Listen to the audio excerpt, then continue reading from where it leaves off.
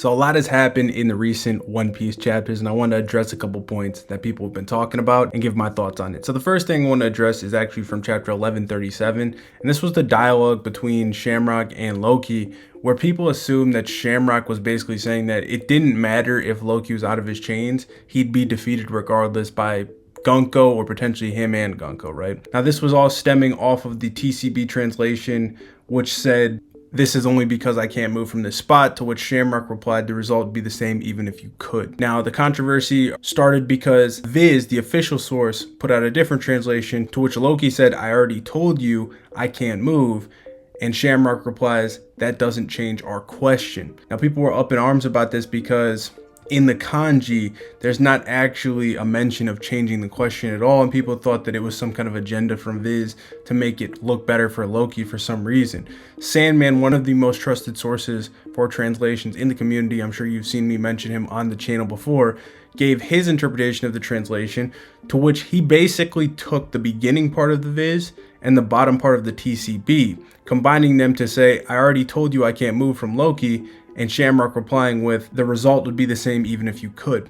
Now, what's important to note about all this is the context behind all these statements, right? The whole premise of what's happening here is that they're trying to recruit Loki to become a Holy Knight. They're beating his ass, and they keep repeatedly questioning him. That's why Gunko keeps repeatedly questioning him. Is it sinking in that? Receiving a chance to join the ranks of the gods. It's a miracle only one can dream of, and we're offering you that miracle now. Change your mind. That's why she keeps threatening, "Hey, this is going to be the course of my attacks. Just change your mind and I won't go through with this. It's possible for me to change course. All you have to do is concede effectively." So I ask again, will you join the Holy Knights, right? All these things keep getting repeated. He won't change his mind. This even goes along with Sandman's part, because him confirming the beginning part of the Viz translation corroborates this even more. With Loki saying, "I already told you I can't move," he's effectively using that dialogue as a really, really weak excuse to say, "I'm not going to join the Holy Knights for this reason." So they're questioning, join the Holy Knights, join the Holy Knights. We're going to torture you till you join. And he's saying, "I can't join even if I wanted to. I'm chained to a tree." That is why Shamrock is saying the result would be the same even if you could. The result in question here is Loki declining their request. Shamrock is seeing through the bullshit Loki's spouting here and saying, even if you were free, you would clearly be declining us. Right? That's what he's saying. This is made even more clear by the end of the chapter, where Shamrock is like, "I'm sick of all these useless people. I hope we could settle this more cleanly." And then Gunko's like, "Indeed, it seems he'd rather die than join us. Is this some kind of religious thing?" That confirms, right? They do not think that there's any way possible to change his mind, right? That's the result that'd be the same. It even was confirmed beforehand that Shamrock didn't have the intel and Loki had. He'd have no way of knowing for sure if like this guy would lose to Gunko. He doesn't have a way to accurately gauge how strong this guy is, right? So this interpretation is the one that makes the most sense with all the translations combined. And that's why Viz got a lot of flack for this, but I think it's unwarranted, because the thing is, translations between languages usually aren't one-to-one, right? It's going to be easier for English readers to understand the context of the scene by them changing the translation to say that doesn't change our question, because of the misinterpretations that you got, right? All these misinterpretations of people thinking, "Oh, he means Gunko would beat him regardless." That gets completely washed away with the Viz just tweaking the translation and saying that doesn't change our question. It just makes it much more clear what's actually being said. It means the same thing with the direct translation, but it's much easier to misconstrue when it's presented in that way. So I actually think Viz did a good job in the context of what the whole scene is actually trying to portray. Now moving on. The big thing, the big point of contention this week was Gaban being equal to Rayleigh and Roger, right? And again, a ton of translations all over the place, leading us to the Viz translation, which was a little bit different. Early in the week, we got translations where it was like Gaban rivaled Rayleigh. There was even translation that said he was an equal of both Roger and Rayleigh. That was all stifled when Viz came out and their direct translation said, "After the first mate, Silver's Rayleigh, this man was known as the Pirate King's left arm." And effectively, he's a legendary figure who stood shoulder to shoulder with Roger and Rayleigh.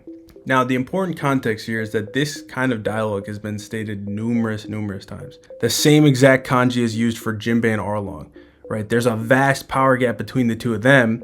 We just know that they were both part of the Sun Pirates at one point. They rode along on the same ship, and they spoke to each other in a way of equality, but there's a vast power gap between them, right? You got similar dialogue even when they were mentioning Kaido and Moria's interactions. You got the same dialogue almost about Odin as far as being compared to Roger and Whitebeard. You get equal statements about Luffy and Shanks. In Shanks' Viewer card, they say that he basically stood shoulder to shoulder with Whitebeard, right? When they say shoulder to shoulder, or even if it just outright said equal, it does not literally mean equal in terms of a power scaling sense. Okay, that's not what it means by any stretch of the imagination. Like, you have characters that are stated outright to be the strongest at something, and then they can't just have an equal, then they would also be the strongest, right?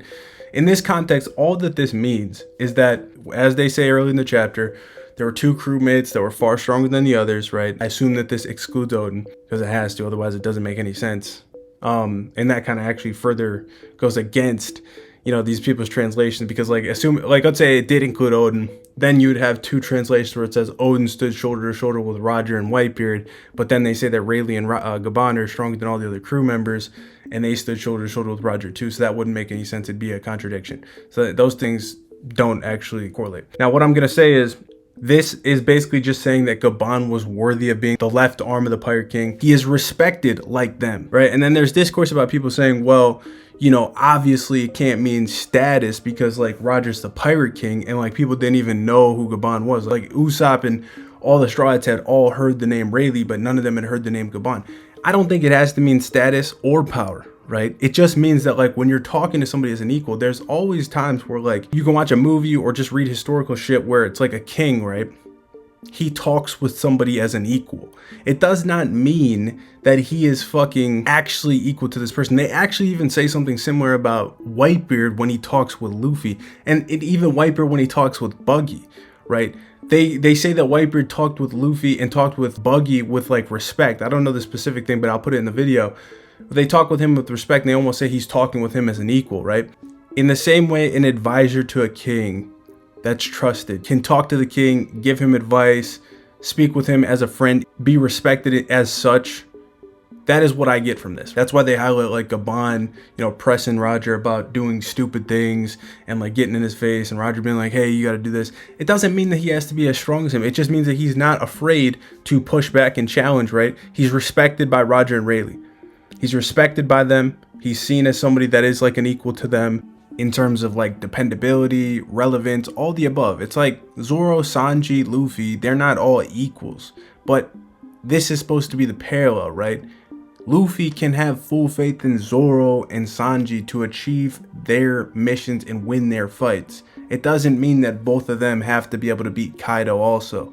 It doesn't have to mean that Sanji has to be able to defeat the same person Zoro can beat. They have different attributes. They excel at different things, right? They can do things that are separate, but they all have an important role to play for the crew, right? They are all dependent upon. That's why if Luffy and Zoro were deadlocked in a fight with two people, they could rely on the fact that Sanji would protect the rest of the crew. This is why Sanji has unwavering belief that Zoro will fulfill his mission. These three, right? They are the linchpins. They're the linchpins of the crew that hold it together. There's a mutual understanding between the three that they're the strongest as a collective and that they have to get the things done that need to be done. They know their role. It doesn't mean Gaban has to be able to take on Whitebeard and clash and split the sky with Whitebeard the same way Roger did. It just means that when there's an opponent that's threatening the crew and Rayleigh and Roger are both occupied, they're relying on Gaban to get it done. Period, point blank. And I think that it should be very simple to understand that that's the concept. Not everything is so black and white to where it's like the author is thinking power scaling directly. It just means I know if I'm going into a fight, my boys can be relied upon and they got my back. They could be weaker than me. I could be able to beat both of them in a fight, but I have full faith that they're going to be able to handle whoever we fight, right? And in the same respects, if I'm out of line on something, my boy can call me out, and it doesn't matter if I could beat him in a fight. I respect him enough to say, hey, this guy is right. You know, we can talk about it, and, like, I can actually, whether I agree or disagree, I can take what he says of note, reflect on that, right? That's where you get that shit with Gaban and Roger, where Gaban, right, he's going to get folded if he fights Roger, inevitably. Doesn't matter what the diff is. He's going to lose. But he's going in there like he's not afraid, like he's not going to back down. Sometimes when you fight with somebody, it's not about winning. Just fighting in and of itself for something, you're fighting for a cause, is the message, where it's like, I believe in this, I'm willing to die behind this, like I'm gonna fight, I'm not bitching out of this. That's like where somebody can respect you for just standing up for what you believe in. That's all that this is, man. And it sucks that agenda has driven us so far to where we just gloss over this. This is why Sanji and Zoro fandoms are both so toxic. I'm not saying I'm excluded from it. I have firm beliefs on Zoro's power. You guys have all heard it. You watch my channel or watch my live streams. But I don't discount the fact that, like, the narrative tells you that Sanji is an important member of the crew that they believe in. Like, that doesn't mean I think that Sanji has to be Zoro's equal at any point, or Sanji has to be Luffy's equal at any point, but I understand that they all are going to continuously get stronger. I don't think that each of their top end levels is going to be the same, but it doesn't matter at the end of the day, because at the end of the day, they're all a collective unit to a common goal. There's role players on the team. That's it. It's like LeBron 2016 Cavs. He was the driving force. He's the leader of the team. He needed Kyrie to hit that shot. He needed Kevin Love out there getting rebounds, right? There's a big three for a reason. They call it a big three. Those guys stood shoulder to shoulder, right? Does that mean that Kevin Love is the same fucking level of player as LeBron? No, but he's the third most important guy. He's one of the relied upon factors of the team. He is grouped in that big three. You got a big three that stands above the others. This is the best analogy, honestly, that I can think of for sports fans. Kyrie's a great player. Is he LeBron level? No. But was he absolutely essential? Did his contribution get them the fucking ship, arguably? I mean, yeah, dude. And people mention, like, the Wings of the Pirate King shit. Even with the Wings of the Pirate King, like, I've heard people argue, like, well, wings gotta be equal in order to fly. Dude, it's not a literal wing. He doesn't have literal wings. It's a metaphorical situation where it's like both these people provide different values to the crew, to which are both essential to the crew for whatever reason. Kyrie and Kevin Love are the wings of LeBron's GOAT, right? Kyrie's not out there getting rebounds. That's Kevin Love's job. Kyrie's job is to be the point guard, to go hit a clutch shot when needed in the ISO, bro. Like, he's got to go score, contend, keep up, right? Different roles for different folks, bro. Different roles. But yet, you lose one of them, you're cooked. It's more of a respect thing than anything else. It's like they just respect him enough. It does not mean that it has to be Roger equal to Rayleigh equal to Gaban. Does not mean that by any stretch, because if that's the case, like with all these statements in totality, you'd have Roger basically equal to everybody, because they say something like this about Cheeky, they say something like this about Wiper, they say something like this about Odin, say something about this about, you know, now Rayleigh and Gaban. You know that there's obviously a hierarchy of power. Equality in and of itself is almost impossible, right?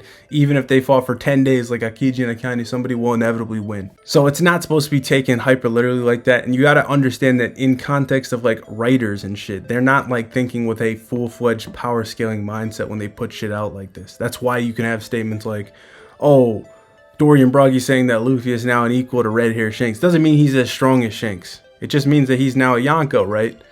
And he's got the same status, right? So every time you got to look at the context of what's being said, not to mention that this whole claim is all just hearsay from random tales from just a giant, like this same giant, mind you, like he was tricked by the world government and just like standing at Ennis Lobby, I'm pretty sure, for decades. So he buys into anything, but it's just a knowledge claim at the end of the day. Even if this was verbatim saying like they're equal in strength, it wouldn't be taken with any shred of credibility coming from this guy with no first-hand knowledge or anything of this sort. Hearsay claims, not omniscient narration, like I said. So this statement effectively doesn't mean anything. It's not going to get anybody scaling to anybody. But next week, we should see what Old Man Gaban is capable of. So I hope you guys enjoyed the video. Let me know your thoughts on this below. I'm sure some people will fail to grasp what I'm saying here even now. But try to take the step back out of the agenda and just look at it from like a common sense perspective. I think that you'll understand. With that said, shout out to Prophet, our first channel member. I appreciate the support from him. And there already is a video up on members only. The Lucci and Luffy video is moved over to members only. You can watch that video if you join the membership. Like I said, if more members sign up, it'll dictate what kind of content is over there, when it's out, and like how frequent it would be. I'm not gonna say anything directly right now, but if I go live on YouTube, in most cases I'll leave it up for members, and there will be some extra content and other things that you can get as well if you want to support. Appreciate all that. I'll see you guys. Peace.